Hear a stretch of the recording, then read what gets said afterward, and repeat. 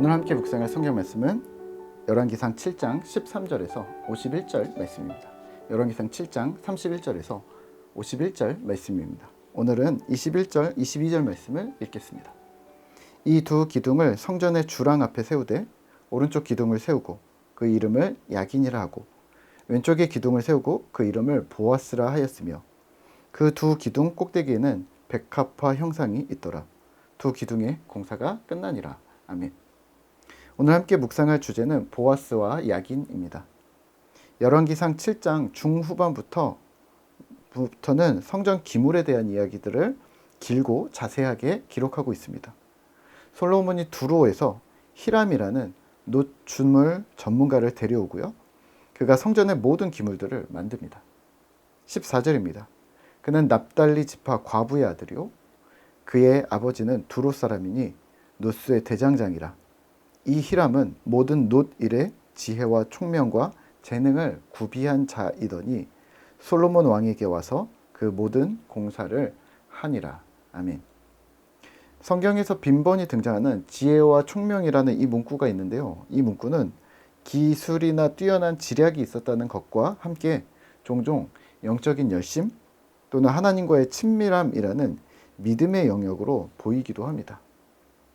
그렇다면 오늘 노스의 대장장이었던 히람은 하나님께 대하여 열심과 믿음이 있는 자라고 보셔도 될 듯합니다. 솔로몬과 히람이 만났고요. 그 둘이 하나님을 향한 열정으로 성전의 기물들을 채워갔다고 보시면 아주 좋습니다. 공동체가 한 마음으로 힘을 낸다는 말이니까요.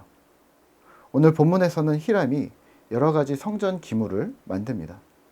큰 대야, 바다라고 불리는 큰 대야와 손을 씻는 대야와 놋바퀴가 달린 수레 10개, 또 물두멍, 또 부삽과 대접들을 만드는 이 큰 작업들을 했습니다. 하지만 여기서 단연 돋보이는 것은 보아스와 야긴이라 불리우는 두 기둥이었습니다. 이 두 기둥은 성전에 들어가려고 할 때 입구에 떡하니 세워져 있는 아주 큰 기둥인데요. 이게 한 8m 정도의 기둥이었고요. 노스의 전문가가 이를 담당했다는 말은 기둥이든 수레든 대접이든 그 모든 곳에 정교하게 새긴 무늬들이 있었다는 말입니다.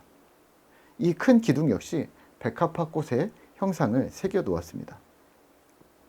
이 두 기둥의 가장 큰 특이한 점은 이름을 붙였다는 것인데요. 왼쪽 기둥의 이름은 보아스, 오른쪽 기둥의 이름은 야긴이었습니다. 우리가 익숙하게 알고 있는 보아스와 야긴이 사람이 아니라 기둥 이름이었던 거죠. 각 이름의 뜻은 이렇습니다.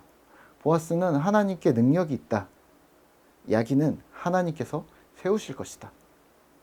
하나님께 온 천지의 권능이 있으며 하나님께서 이스라엘 나라를 세우셨다는 의미 정도가 되지 않을까 합니다.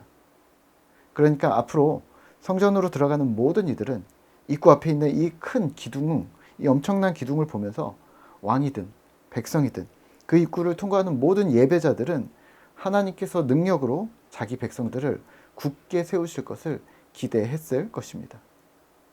이 예루살렘 성전은요, 그들에게 믿음이었고 자부심이었고 정체성이었습니다.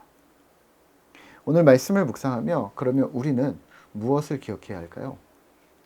상징물입니다. 보아스와 야긴이 크리스텐덤적인 국가의 형태에서 하나님을 바라보게 하는 크나큰 상징물이었다면요. 오늘날 유교와 불교라는 역사를 가진 유사 크리스텐덤이라는 배경을 가진 대한민국을 살아가는 우리는 그런 역사적인 상징물들이 우리에게는 별로 없습니다. 양화진이나 기독교 박물관, 애양원이나 소래교회 같은 어려웠던 시절의 작은 성지들이 남아있을 뿐입니다. 지금에 와서 만약에 어떤 큰 구조물을 세우겠다는 것은 시대에 어울리지도 않고요. 여전히 논란이 많겠죠. 하지만 타국에 성지순례를 가시면 성지순례들을 통해서 이런 엄청난 구조물들과 상징들을 보실 수 있으실 텐데요. 왜 이렇게 상징물들이 있는 걸까요? 네, 이 상징물들은 기록이라고 보시면 어떨까요? 일종의 기록인 거죠. 신자가 하나님을 만났고 자신의 전공 분야에서 하나님에 대한 기록을 남겼다고 말이죠. 많은 석공들과 기술자들이 타인의 주문에 의해서 왕이나 귀족들의 주문에 의해서 조각이나 주물들을 만들었겠지만 정작 본인 역시 심혈을 기울여 마음을 다해 그런 유적들을 남겼던 것이죠. 그림이나 글도 마찬가지입니다. 그렇다면 오늘 우리도 하나님을 만나고 그와 동행하는 우리도 주님과의 이 설레는 동행을 기록으로 남기는 것은 어떨까요? 제가 어렸을 적에 어떤 사모님이 그림을 잘 그리셨는데요. 예수님 얼굴을 그려서 다른 분들에게 선물하시는 것을 즐겨 하셨습니다. 막 3개월에서 6개월씩 그렸다고 하는데요.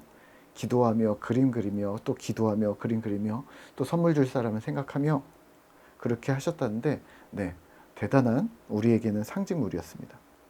또 어떤 청년은 드럼을 쳤는데요. 어디 교회에서 필요하다고 하면 무조건 달려갔습니다. 드럼에 빠진 건지 찬양에 빠진 건지 잘 모르겠지만 여튼 그 몸과 마음에 하나님을 찬양함이 몸에 새겨지지 않았을까요? 또 어떤 사람은 일기를 씁니다. 또 어떤 사람은 큐티를 하고 그 큐티책을 모읍니다. 또 어떤 사람은 쓴 글을 자신이 큐티를 하거나 묵상을 하고 쓴 글을 다른 사람들과 나눕니다. 카톡이나 밴드로, 문자로, 좋습니다. 우리 삶에 예수의 흔적을 남기고 계신 것이기 때문입니다. 아니, 더 정확하게 말하면 예수님께서 우리 인간 역사에 우리를 통해 자신의 흔적을 남기고 계신 것이죠. 오늘 하루 우리는 그러면 어떻게 살까요? 예수의 흔적이 크던 작던 우리 삶에 남겨지도록 살아보는 것은 어떨까요? 그 흔적은 물리적인 것이 될 수도 있고 뇌리에 각인되거나 감동이라는 감정으로 마음에 새겨질 수도 있습니다. 하지만 거기에 누가 있어야 하냐면 결국 신자인 우리가 있어야 합니다. 내가 있어야 하는 거죠. 신자는 우리가 오늘의 일상 속에서 여전히 하나님이 우리 주인이심을 드러내고 각인하는 꿈터 성도 되시기를 기도하겠습니다.